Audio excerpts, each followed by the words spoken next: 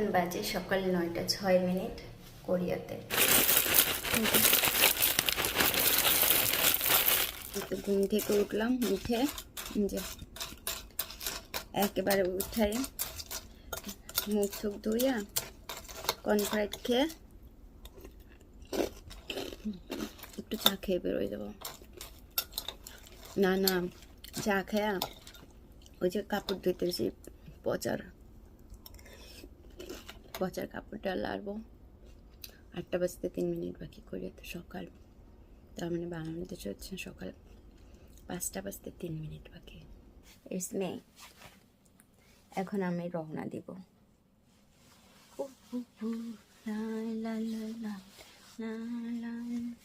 এখন বাজে সকাল 9:06 কোরিয়াতে, বাংলাদেশের সকাল 6:09 না 6 বললাম। একটু সময়ের ভিতরে আমি বলে গেছি। সবাই কেমন আছেন? আমার পরিকল্পনা সাউথ কোরিয়া থেকে। এখন আমি যাচ্ছি, আজকে আমার একটা বিশেষ ব্যস্ত দিন। না, এরকম ব্যস্ত দিন আমি চাই না, কখনোই চাই না। ছোটবেলাতে এই গাছগুলোকে আমি জানি না কারা কি বলতো, আমি আমাকে সবাই এইভাবে বলে দিত এই গাছগুলো হচ্ছে বিদ্যা পাতা। বইয়ের ভিতরে রাখা দিলে নাকি বিদ্যা হয়। আমি মাঝে মধ্যে বিশ্বাস করে বইয়ের ভিতরে রাখা দিতাম। এইখানে বিদ্যা পাতা প্রচুর পরিমাণে আছে। আর কোরিয়াতে এখন একটু একটু শীত আছে, সকালের দিকে দুপুরের দিকে বেশ গরম পড়ে, যেহেতু এখন অনেক সকাল। এবং আজকে আমার দিনটা ওই যে শুরু হলো ঘর থেকে। আমি চিন্তা করছিলাম যে আমি যেহেতু হেঁটে যাব, আজকে হেঁটে গেলে পরে আমার মনে হয় গরম লাগবে বাইরে হাঁটতে, কিন্তু আমার ধারণা ভুল। আমি পাতলা একটা সোয়েটারের মতো এই যে পরে আসছি, আর ভিতরে একটা টি শার্ট আছে। আমার মনে হইতেছে যেন আমি ভুল করছি, গরম কাপড় পরে আসা উচিত ছিল। আমি যতই হাঁটি না কেন আমার হাঁটার কষ্ট হইতেছে, কিন্তু শীত লাগতেছে। এই গানটা সম্ভবত চুমকি হবে, তাই না? চুমকি চলেছে একা পথে, এই রাস্তার লোকজন সব আমাকে দেখবে, বুঝছেন? গানের লাইন ঠিক আছে কিনা, ভুল হইতেছে কিনা। ছোটবেলায় আমি মাঝে মধ্যে চিন্তা করতাম এই রাস্তা দিয়ে হাঁটতে হাঁটতে কোনো জায়গায় দেখবো এক ব্যাগ টাকা পড়ে রয়েছে, এগুলো আমি নিয়ে বড় লোক হয়ে যাব। আবার মাঝে মাঝে চিন্তা করতাম ওই যে আকাশের দিয়ে যে প্লেনগুলো ওড়ে, সেই প্লেনগুলোর থেকে একটা ব্যাগ পড়বে, টাকার ব্যাগ পড়বে। আমি জানি না কখনো কেউ এইরকম চিন্তা ছোটবেলাতে করছেন কিনা। অবিশ্বাস্য চিন্তা। আমার এখন পর্যন্ত এরকম চিন্তা হয়, আমি রাস্তা দিয়ে যাইতে যেতে কোনো এক জায়গায় একটা টাকার ব্যাগ পাবো, আমি বড় লোক হয়ে যাব।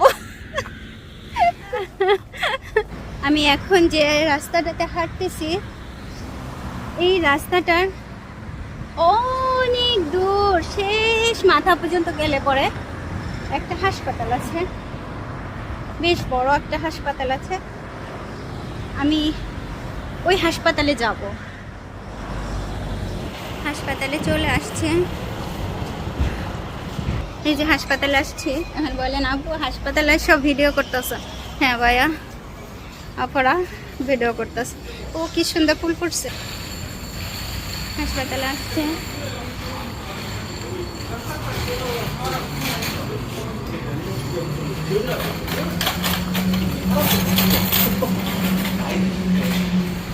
মাস্ক, আমাকে মাস্ক নিয়ে আসে নাই, মাস্ক নিয়ে আসে নাই তো। 안녕하세요.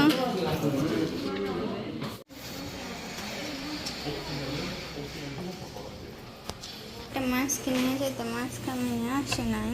마스크 필요하세요? 네, 마스크 1,000원이에요. 네, 주세요.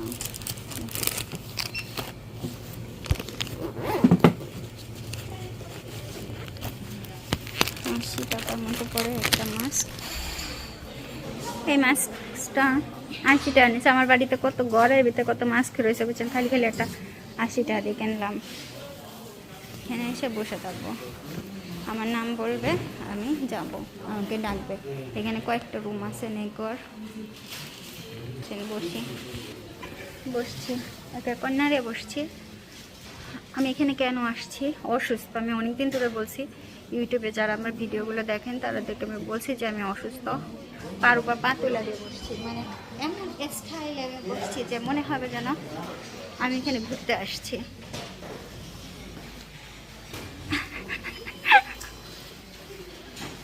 আমাকে ডাকবে, আমার নাম ধরে ডাকবে। হ্যাঁ, আসলে আমার পেটে ব্যথা হচ্ছে অনেকদিন ধরে, আমি জানি না কি হবে। এখানে পরীক্ষা করব, কি কি পরীক্ষা করতে দেয় তাও আমি জানি না, দেখে কি কি পরীক্ষা করতে দেয়। আছে আরও দেখছেন চারিদিকে বসে থাকে, মানে প্রায় ডক্টররাই পুরুষ। যদি আপনি মহিলাদের দিয়ে দেখাইতে চান তাহলে অবশ্যই আপনাকে বলতে হবে মহিলা। এখন আপনি ডাক্তার দেখাইতে এসে যদি বলেন যে মহিলা দেখাবো, দে আমাকে ডাকছে উনি আমার এইটা এটা হচ্ছে মানে এইখানে এই যে দিলাম তো হাত দিয়া 시작. 상향 가압 방식 자동 혈압계 BP 바이오 순위공입니다. 그냥 말을 stripe. 하거나 바이오 순위공은 상향 가압 방식 혈압계입니다. 고객님의 혈압에 맞추어 악력의 세기를 조절합니다.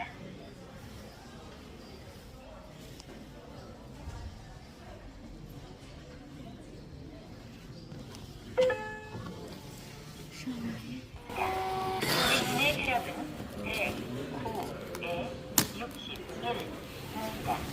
감사합니다. 상향 가압 방식 자동 혈압계 দেখছেন কি সিস্টেম। এখন আমাকে এখানে অপেক্ষা করতে হবে।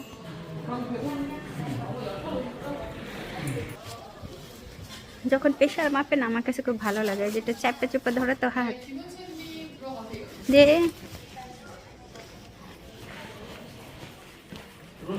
네, 안녕하세요. 배가 아파요? এই যে ডাক্তার দেখাইলাম, এখন পেমেন্ট করতে হবে। কিন্তু ডাক্তার আমাকে অনেক অনেক অনেক কথা বলছে, যেগুলো আমি একটু পরে বলতেছি, আগে পেমেন্টটা করে নিই। আমি যে 종이 안 받으셨어요? 네, আজকে যেহেতু আমাকে কোনো প্রেসক্রিপশন লিখে নাই, সেহেতু একেবারে টাকা নেয় না, আগামীকাল।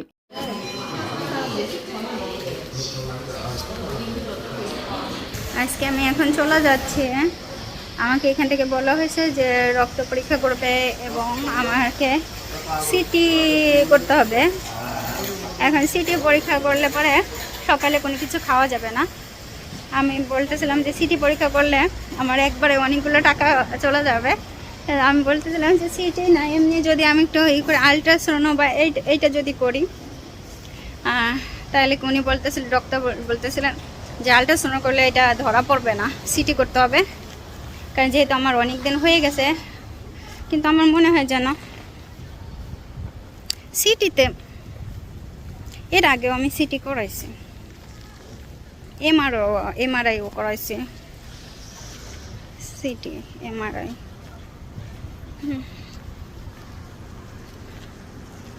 তো আলট্রাসাউন্ড করবো। সকালে কোনো কিছু খেয়ে আসা যাবে না, কিন্তু আমি আজকে সকালে তো খাইছি, কর্নফ্লাইট খাইছি, চা খাইছি, হ্যাঁ মিল্ক খাইছি। সুতরাং আগামীকালকে সকালে আসবো আমি আবার ডাক্তারের কাছে। আমার তো মনে হয় যেন হাসপাতালে ভর্তি হতে হবে। আমি গত 3 বছরের একটু বেশি হবে একটা বড় অপারেশন করাইছি, আর এখন আবার এই যে আবার সমস্যা, মানে সমস্যার শেষ নাই। যত যাই বলেন, এই যে ঘরে আসছি না, আমি আজকে থেকে রাত 12টা পর্যন্ত শুধু সারাক্ষণ খাইতে থাকবো, খাওয়ার উপরে থাকবো। কালকে সকাল মানে রাত 12টা থেকে আমার খাওয়া স্টপ। সকালে কিছু পরীক্ষা করতে হবে।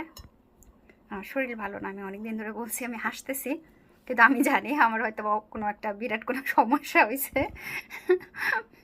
আমি হাসতেছি, কষ্টে হাসতেছি, বাইশে হাসতেছি, যেভাবেই হোক না কেন। যেহেতু সকাল থেকে মানে রাত থেকে কিছু খাইতে পারবো না, পানিটা খাইতেও নিষেধ করছে, বুঝছে না, এমন অবস্থা।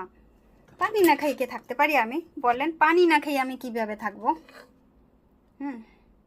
আমি আগে খেয়ে নিই। আমি আজকে এই যে এখন থেকে খাওয়ার স্টার্ট করলাম, একেবারে সত্য কথা, রাত 12টা পর্যন্ত কয়েকবার ভাত খেয়ে নেব। মানে যেন আমার কালকে 10টা 12টা পর্যন্ত, মানে একদিন মানে এই 12টা থেকে ওই 12টা পর্যন্ত প্রায় না খেয়ে থাকতে হবে, যেটা আমার পক্ষে কখনোই সম্ভব না। স্টার্ট, ভাত খাওয়া স্টার্ট।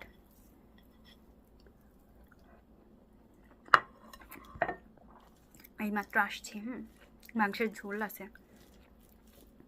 টক ডাল আছে, টক ডাল পরে খাবো না, ঝোল দিয়ে ভাত খাইনি। অনেক দূর হাইটটা আসছি, আসলে আমি অনেক অসুস্থ। খুব সম্ভবত, আমি যেটা মনে করি, মনে হয় খুব সম্ভবত কোনো অপারেশন করা যেতে পারে। মানে 3 বছর আগেও আমি একটা বড় অপারেশন করাইছি, আবার হয়তো বা কোনো সমস্যা, দেখি কি হয়।